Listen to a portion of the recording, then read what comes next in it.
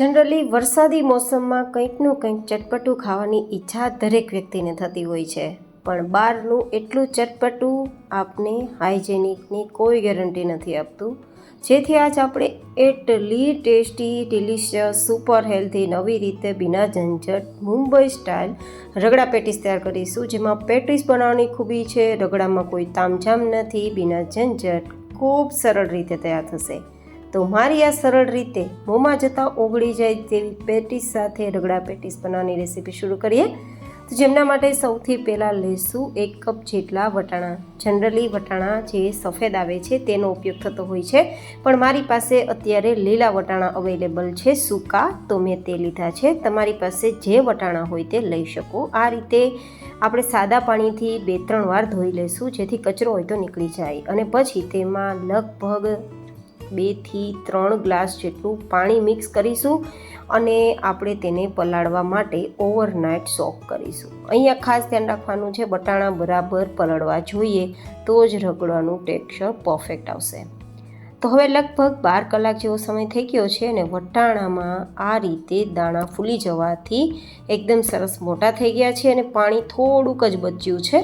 તો હવે પાણી કાઢવાની જરૂર નથી અને તેની જ સાથે આ રીતે આપણે કુકરમાં વટાણાને લઈ લઈશું. 1 નંગ બટેટાની ચિપ્સ અથવા તો ટુકડા ઉમેરી દઈશું. 1 નાની ચમચી નમક, 1 ચમચી જેટલી હળદર. અહીંયા વટાણા મારા પીળા નથી, તો હું હળદરનો ઉપયોગ વધારે કરું છું. આ રીતે લગભગ 2 થી 3 ગ્લાસ જેટલું પાણી મિક્સ કરી અને 5 સીટી સુધી આપણે આપણા વટાણાને બાફવાના છે. ત્યાં સુધીમાં મીઠી ચટણી તૈયાર કરીશું. તો જેમના માટે લઈશું 2 થી 2.5 ચમચી જેટલી આંબલી અને લગભગ અડધા થી 1 ગ્લાસ જેટલું પાણી અને 3 ચમચી જેટલો ગોળ. અહીંયા તમે ખજૂરનો ઉપયોગ કરી શકો છો, પણ હું રિકમેન્ડેડ કરું છું કે ગોળથી ફટાફટ ચટણી તૈયાર થશે, પ્લસ તેનો સ્વાદ ખૂબ સરસ આવશે. તો આ રીતે હવે આ બધું જ મિશ્રણને ગેસ ફ્લેમ પર રાખીશું અને ચટણીને થોડી ઉકાળી લઈશું, તો ઝડપથી સોફ્ટ થઈ જશે અને ફટાફટ આપણી ચટણી તૈયાર થઈ જશે. તો આ રીતે ઉકાળ્યા બાદ 3-4 ઉફાણ આવી જાય પછી ગેસની ફ્લેમ બંધ કરી તેને નીચે લઈ લઈશું અને બરાબર ઠંડી કરીશું. અને ઠંડી થઈ ગયા બાદ જ આગળની પ્રોસેસ કરીશું.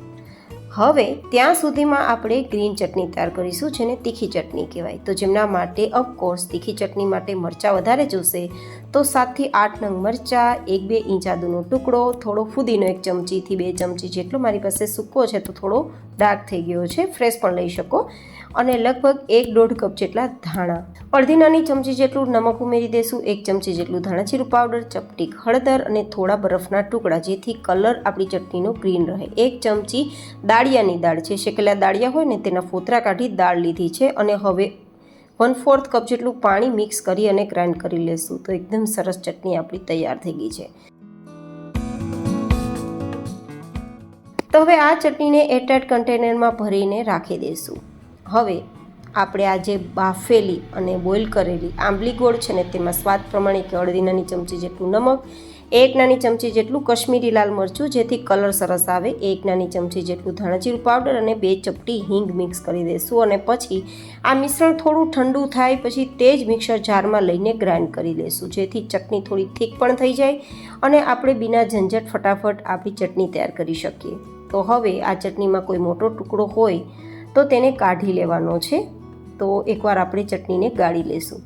બિલીવ મી ગાઈઝ, આ રીતે ચટણી તૈયાર કરશો તો ફટાફટ તૈયાર થશે ને એટલી સ્વાદિષ્ટ બનશે કે આપણી રગડા પેટીસને 10 ગણો સ્વાદ આપશે. કારણ કે રગડા પેટીસમાં મેઇન કામ ચટણીઓનું પણ એટલું જ હોય છે કે જે સ્વાદને વધારે છે. ગાળ્યા બાદ આપણી ચટણી તૈયાર છે, તેને પણ સાઈડમાં રાખી દઈશું. અને હવે એક સિક્રેટ સામગ્રીનો ઉપયોગ કરીશું. 2 ચમચી જેટલા પોહા, જેને પાણીથી એકવાર ધોઈ લેવાના છે, જેથી કચરો નીકળી જાય. હવે આ પાણીને કાઢી લેશું અને હવે આ પૌવાને આ જ રીતે રાખવાના છે. આમાં કોઈ પાણી મિક્સ નથી કરવાનું. જેનું શું કામ છે હું આગળ તમને જરૂર બતાવીશ. હવે આપણે લેશું પેટીસ બનાવવા માટે 250 થી 300 ગ્રામ જેટલા બાફેલા બટેટાના ટુકડા, જેને આ રીતે હાથથી મેશ કરી શકો છો, મેશરથી મેશ કરી શકો છો અને ગ્રેટરથી ગ્રેટ પણ કરી શકો છો, એઝ યોર ચોઇસ. બટ કોઈ મોટો ટુકડો ના રહે એ ધ્યાન રાખવાનું છે. હવે અહીંયા આપણે આજે ધોયેલા ચોખાના પૌવા છે 2 ચમચી જેટલા, તે મિક્સ કરીશું.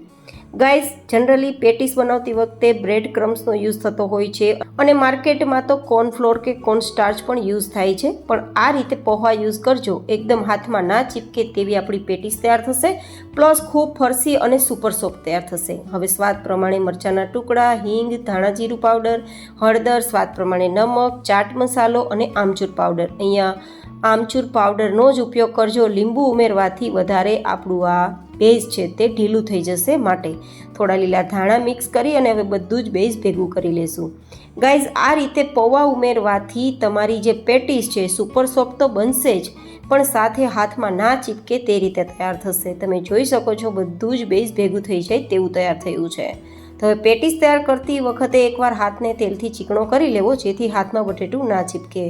અને આ રીતે હળવા હાથે બસ થોડું થપથપાવવાનું છે અને પછી બધી નારી છે તેને સેટ કરી દેવાની છે. તમે જોઈ શકો છો એકદમ સરસ પેટીસ આપણી તૈયાર છે.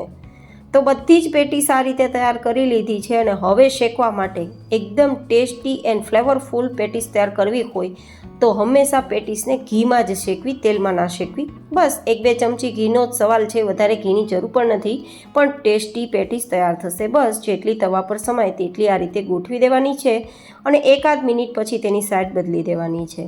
ફરીથી નીચેની સરફેસ 1 મિનિટ સુધી શેકવાની છે અને પછી તેને નીચે લઈ લેવાની છે. ગાઈઝ, આ પેટીસ ખૂબ સુપર સોફ્ટ તૈયાર થાય છે, કારણ કે આમાં બ્રેડ ક્રમ્સ કે લોટ યુઝ નથી કર્યો, માત્ર પૌવા યુઝ કરેલા છે. અને ખરેખર રગડા માટેની પેટીસ છે ને તેનું ટેક્સચર આ રીતે સુપર સોફ્ટ જ હોવું જોઈએ. એક સિક્રેટ મેં તમને માહિતી બતાવી છે. હવે 5 સીટી આપણા કુકરમાં થઈ ગઈ છે અને સરસ મજાના વટાણા પણ બફાઈ ગયા, બટેટા પણ સોફ્ટ થઈ ગયા છે. તો મેશરની મદદથી થોડું મેશ કરી દઈશું. તમને ખબર છે રગડા પેટીસનું નામ રગડો કઈ રીતે પડ્યું છે? આપણે જે આ વટાણા છે ને તેને રગડીને મેશ કરવાનું છે, જેથી તેનું નામ રગડો પડ્યું છે. આખા વટાણાના દાણા રહે અને થોડું મેશ થઈ જાય, રગડાઈ જાય તેવું રગડવાનું છે, આ રીતે અધકચરું.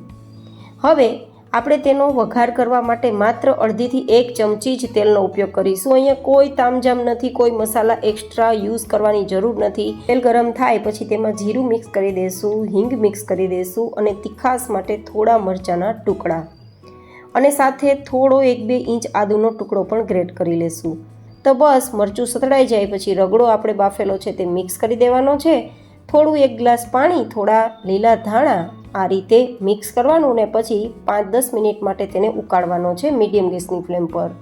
ગાઈઝ, જનરલી મુંબઈમાં જે લારી પર રગડો મળે છે ને તેમાં કોઈ વધારે ઝંઝટ નથી હોતી, તામઝામ નથી હોતું, વઘાર નથી હોતો. જનરલી ઘણા બધા લોકો છે ટમેટા ડુંગળીનો વઘાર કરે છે, પણ જે મુંબઈમાં મળે છે તેમાં કોઈ પણ પ્રકારના એક્સ્ટ્રા મસાલા કે બિના ઝંઝટ રગડો તૈયાર થાય છે. તો મેં એ જ રીતે તમને શેર કર્યો છે રગડાની રેસીપી. જનરલી રગડો થોડો લિક્વિડ ફોર્મમાં જ પસંદ આવે છે બધાને, તો જો તમને ઘટ લાગે તો 1-2 ગ્લાસ બીજું પાણી પણ તમે ઉમેરી શકો છો, એઝ યોર ચોઇસ. ઓકે, તો આ રીતે 10 મિનિટ સુધી રગડાને ઉકાળ્યા બાદ તમે જોઈ શકો છો કે મોંમાં પાણી આવી જાય તેવો આપણો રગડો તૈયાર છે. એકવાર આ રીતે ટ્રાય કરજો, કોઈ એક્સ્ટ્રા મસાલાની જરૂર નથી, તેમ છતાં એટલો ટેસ્ટી બનશે કે વાત ના પૂછો. બીજું કે આમાં કોઈ એવા એક્સ્ટ્રા મસાલા નથી તો હેલ્ધી તો છે જ. તો હવે આપણે રગડાને સર્વ કરી લઈએ. સૌથી પહેલાં પ્લેટમાં રગડો, ધેન પેટીસ, ધેન મીઠી ચટણી, તીખી ચટણી, સાથે ઉમેરીશું ડુંગળીના ટુકડા. અહીંયા દાડમ અથવા ટમેટાના ટુકડા ઉમેરી શકો છો, અહીંયા સેવ પણ ઉમેરી શકો છો અને ઉપરથી ચાટ મસાલા એન્ડ લાલ મરચું પાવડર પસંદ હોય તો. તમે જોઈ શકો છો પેટીસને ટચ કરતાં જ ટુકડા થઈ જાય છે, કેટલી સુપર સોફ્ટ છે. ફરી મળીશું એક નવી જેન હેલ્ધી રેસીપી સાથે. ત્યાં સુધી stay healthy and stay happy.